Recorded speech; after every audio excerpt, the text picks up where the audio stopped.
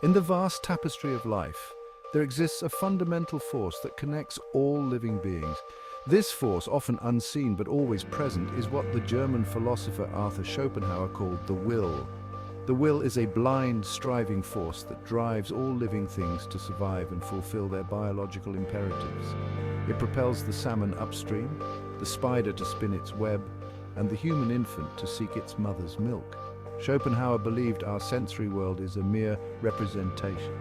Beneath it lies the true reality, the world of the will. This realm is of primal urges and instinctive drives. To understand Schopenhauer is to confront the forces that drive us and recognize the profound connections that bind us to all living creatures. Schopenhauer's philosophy hinges on the distinction between the world as we perceive it, the world of representation, and the world as it truly is, the world of will. Imagine a shimmering lake on a summer's day. The sun glistens off the surface, creating a dancing spectacle of light and shadow. We see the ripples in the water, the birds skimming the surface, and the clouds reflected in its depths. This, according to Schopenhauer, is the world of representation. However, beneath the surface of this tranquil lake lies a hidden depth, a world teeming with unseen life. Fish dart through the cool water, insects skitter along the muddy bottom, and unseen currents swirl and shift. This hidden world, unseen yet ever present, is akin to Schopenhauer's concept of the will. It is the driving force behind the surface appearances, the unseen energy that animates the world we perceive. Understanding this distinction is crucial to grasping the ethical implications of Schopenhauer's philosophy. In the intricate dance of life, where the will orchestrates the movements of all beings, suffering emerges as an undeniable and universal theme. Schopenhauer recognized suffering as an intrinsic part of existence. He argued that desire, the very engine of the will, inevitably leads to dissatisfaction. This cycle, Schopenhauer argued, is not limited to humans. Animals, too, driven by the same fundamental will, experience the world through the lens of desire and its inevitable counterpart, suffering. Their cries of distress, their desperate struggles for survival, are not mere reflexes but expressions of the same fundamental forces that shape our own experiences. This shared capacity for suffering forms a bridge of empathy between all living creatures. It challenges us to expand our circle of compassion beyond our own species and to acknowledge the inherent worth and dignity of all living creatures. By recognizing the shared language of suffering, we open ourselves to a deeper understanding of the interconnectedness of life. For far too long, the suffering of animals has been ignored, dismissed, or simply accepted as a necessary evil. We have built our lives and societies on the backs of animals, often turning a blind eye to the pain we inflict in the process. From the factory farms where animals are treated as mere commodities to the laboratories where they are subjected to painful experiments, we have created systems that inflict immense suffering on countless creatures. Their suffering is not a philosophical abstraction, but a lived reality, evident in their cries of distress, their frantic attempts to escape, and their often broken bodies. Recognizing animal suffering is not about assigning blame or succumbing to despair. It is about awakening our empathy and igniting a sense of urgency to create a more just and compassionate world for all beings.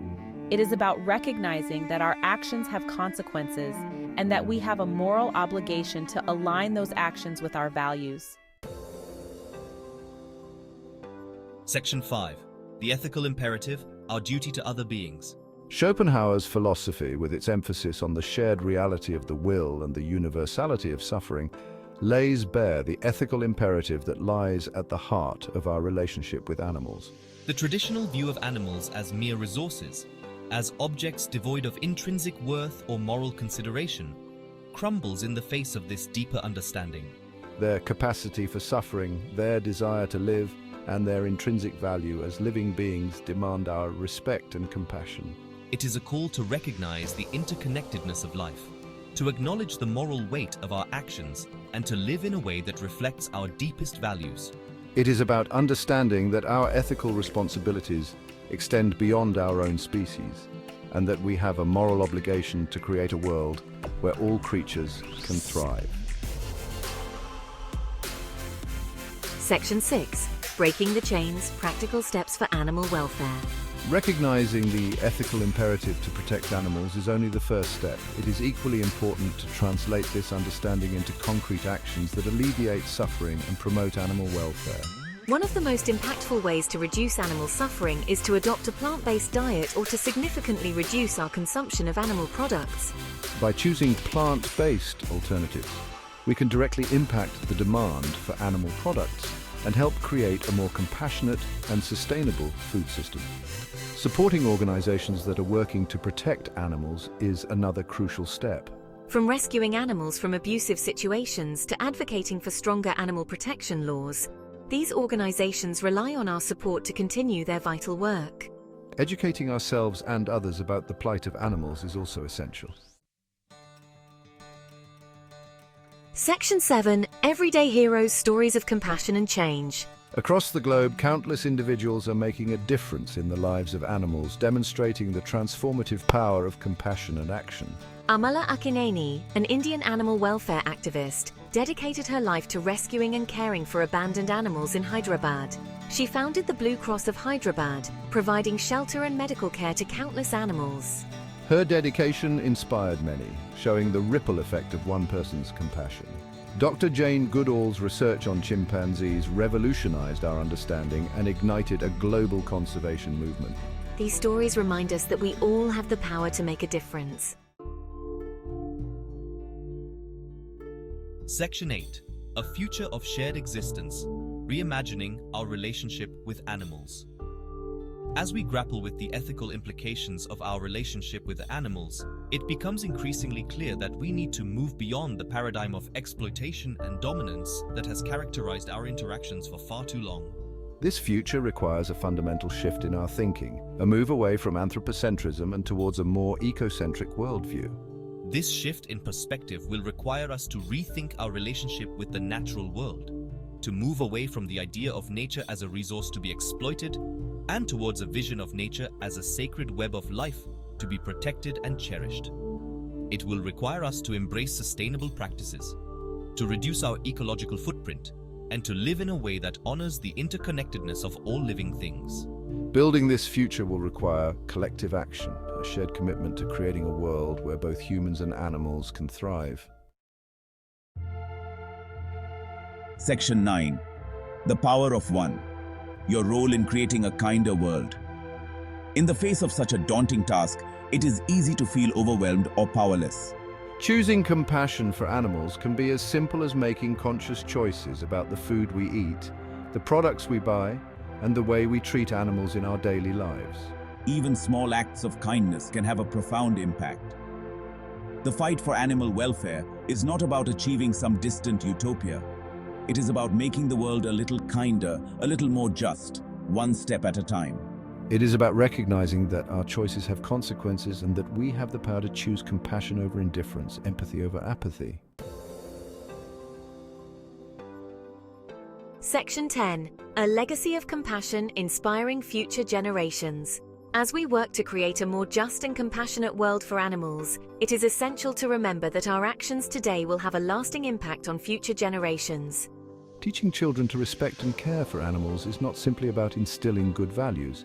It is about nurturing their innate sense of wonder and empathy. By fostering a love for animals in children, we are planting the seeds of compassion that will blossom into a more humane and sustainable future.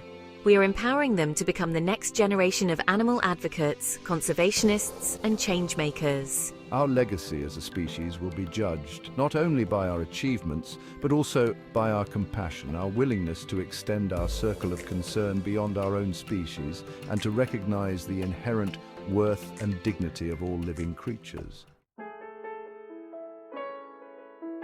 Section 11. Our interconnected future. In the grand tapestry of life, we are but one thread, interconnected with all other living beings. Schopenhauer's philosophy compels us to recognize this profound interconnectedness and to act accordingly. The future of life on Earth depends on our ability to transcend our anthropocentric biases, to embrace a more ecocentric worldview, and to live in a way that honors the interconnectedness of all living things. We must embrace compassion as our guiding principle, extending our circle of concern to encompass all living creatures. We must act with urgency and determination to protect the vulnerable, to speak for those who cannot speak for themselves, and to create a world where all beings are treated with dignity and respect. The time for complacency is over. Let us choose wisely, let us choose compassion, and let us create a legacy of kindness and respect for all beings.